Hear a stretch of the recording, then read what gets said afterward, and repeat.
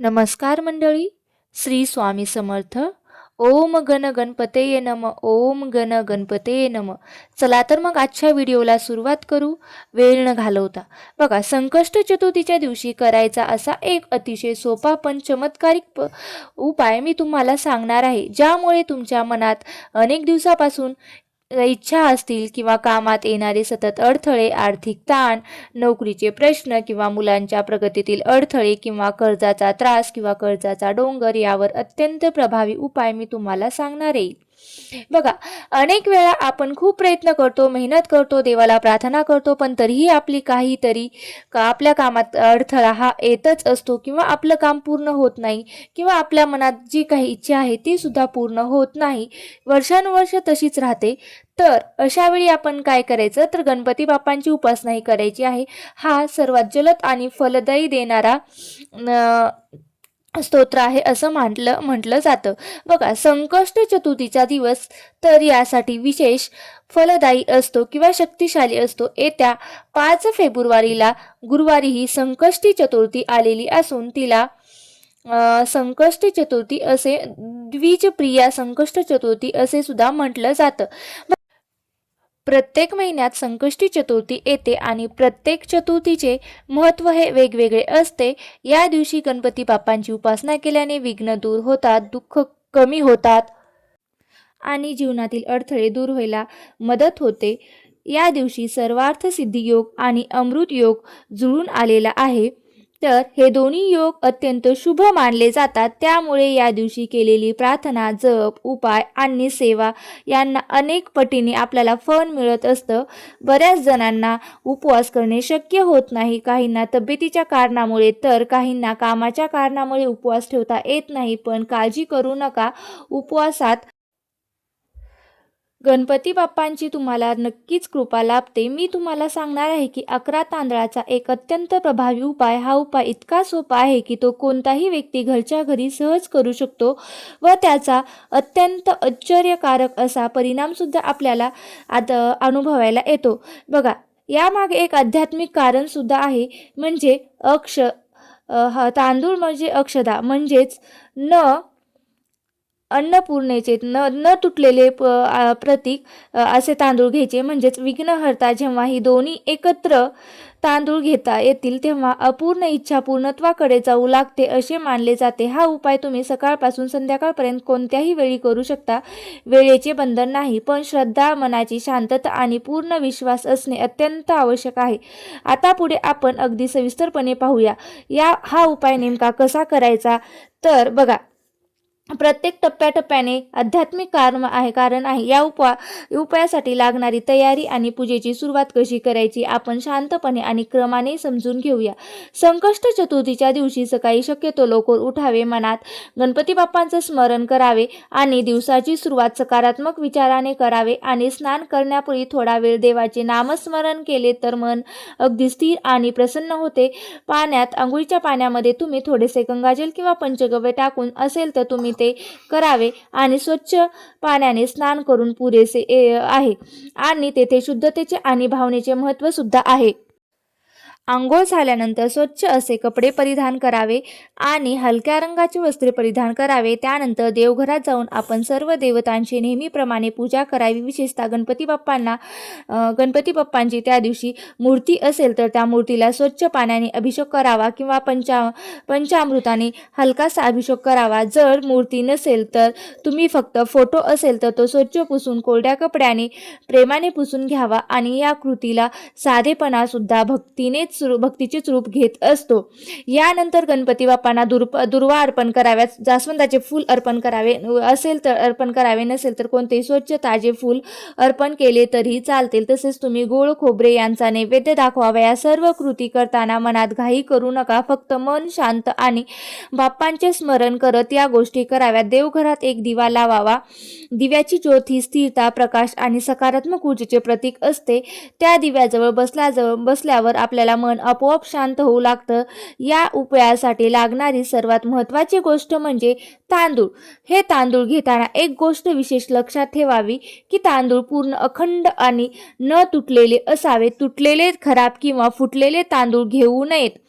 बघा, कारण अक्षत म्हणजे पूर्णत्व. आपली इच्छा पूर्ण व्हावी यासाठी हे प्रतिकारात्मक महत्त्व आहे.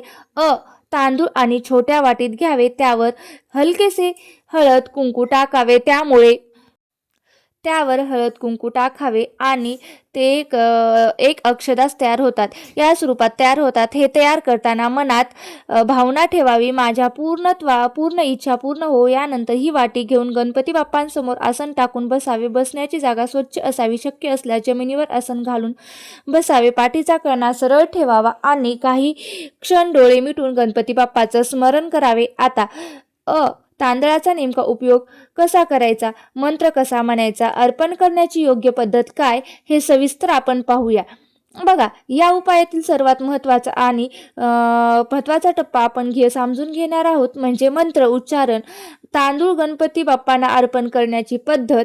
आणि बाप्पांसमोर बसल्यावर सर्वप्रथम एक जास्वंदाचे फूल त्यांच्या चरणी आपल्याला अर्पण करायचे आहे. हे फूल अर्पण करताना मनात नम्रता आणि कृतज्ञता असावी, कारण आपण आता जी कृती करणार आहोत ती पूर्ण श्रद्धेने आणि विश्वासाने करणार आहोत. त्यानंतर त्या वाटीत ठेवलेले तांदूळ आपल्यासमोर ठेवावेत. काही क्षण डोळे मिटून दीर्घ श्वास घ्यावा आणि मन शांत करावे. मनातील घाई, चिंता, ताण काही असेल तर ते बाजूला ठेवावेत. आता तांदळापैकी एक तांदूळ उचलायचा, उजव्या हातात घ्यायचा. तांदूळ हातात घेतल्यानंतर हा मंत्र स्पष्ट उच्चारावा. इदम अक्षतम ओम गण गणपतये नम. मंत्र उच्चारताना शब्द स्पष्ट बोलावेत, घाई करू नयेत. मंत्र पूर्ण झाल्यावर तो तांदूळ गणपती बाप्पांसमोर अर्पण केलेला जास्वंदाच्या फुलावर अलगद ठेवावा. यानंतर पुन्हा दुसरा तांदूळ उचलावा, पुन्हा त्याच शांततेने मंत्र म्हणावा, इदम अक्षतम ओम गण गणपतये नम, आणि तो तांदूळ देखील फुलावर त्याचप्रमाणे ठेवायचा. अशा प्रकारे एक तांदूळ हातात घ्यायचा, मंत्र म्हणायचा आणि फुलावर अर्पण करायचा. हे 11 वेळा करायचे आहेत.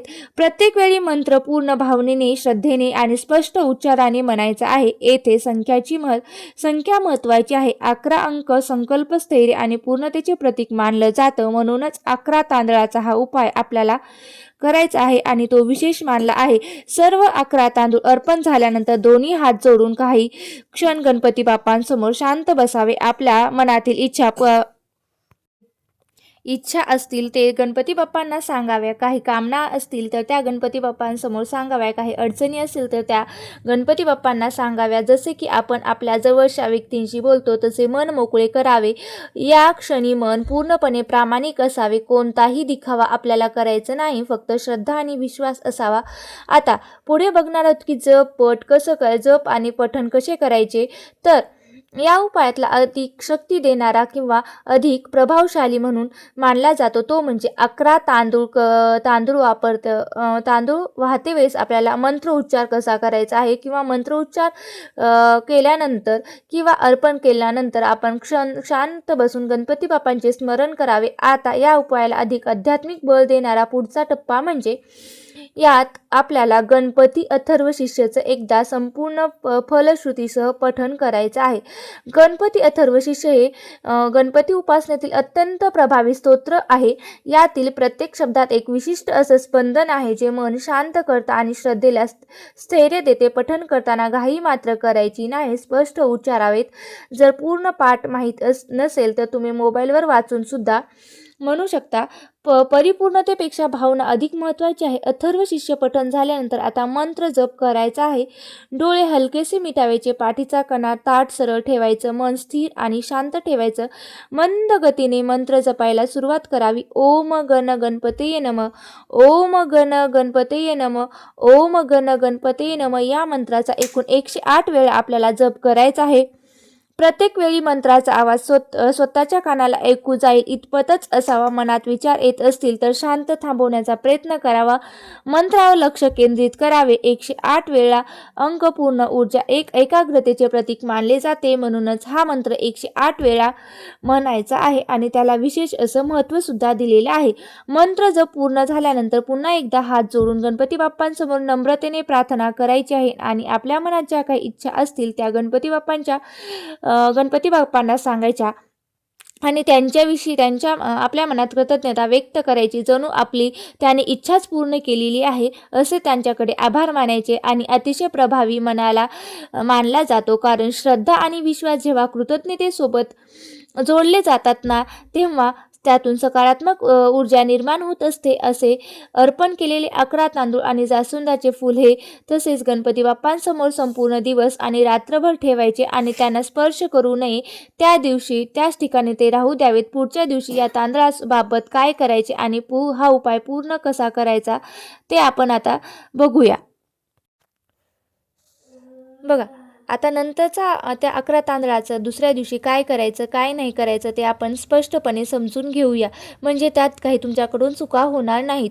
बघा, आता हे 11 तांदूळ आपल्याला काय करायचे आहेत. संकष्ट चतुर्थीच्या तुम्ही अर्पण केलेले हे तांदूळ आणि जास्वंदाचे फूल हे संपूर्ण दिवस रात्रभर गणपती बाप्पांसमोर आपण तसेच ठेवलेले होते. आता ते या काळात तांदळावर मंत्र जपाची प्रार्थना आणि श्रद्धेची ऊर्जा साठत असते. यानंतर असे मानले जाते की दुसऱ्या दिवशी सकाळी स्नान करून स्वच्छ मनाने देवघरात जावे, गणपती बाप्पांना नामस्मरण करावे. आता त्या फुलावर ठेवलेले तांदूळ अत्यंत आदराने उचलून घ्यावेत. एक स्वच्छ कोरा कागद घ्यावा, त्या कागदामध्ये हे तांदूळ ठेवावेत. त्याची एक छोटीशी पुडी तयार करावी. ही पुडी बनवताना मनात एकच भावना ठेवावी की माझी इच्छा पूर्ण होत आहे.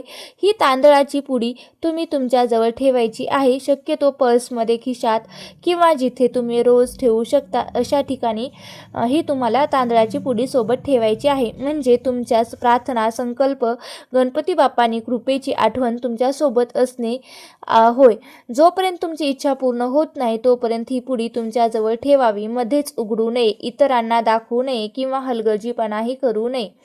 श्रद्धेने जपून ठेवावी. जेव्हा तुम्हाला जाणवेल की तुमच्या मनातील इच्छा पूर्ण झाली आहे, काम पूर्ण झाले, अडथळे दूर झाले आहेत किंवा तांदळाचे विसर्जन करावे. आता विसर्जन करताना वाहत्या पाण्यामध्ये हे तांदूळ सोडावेत.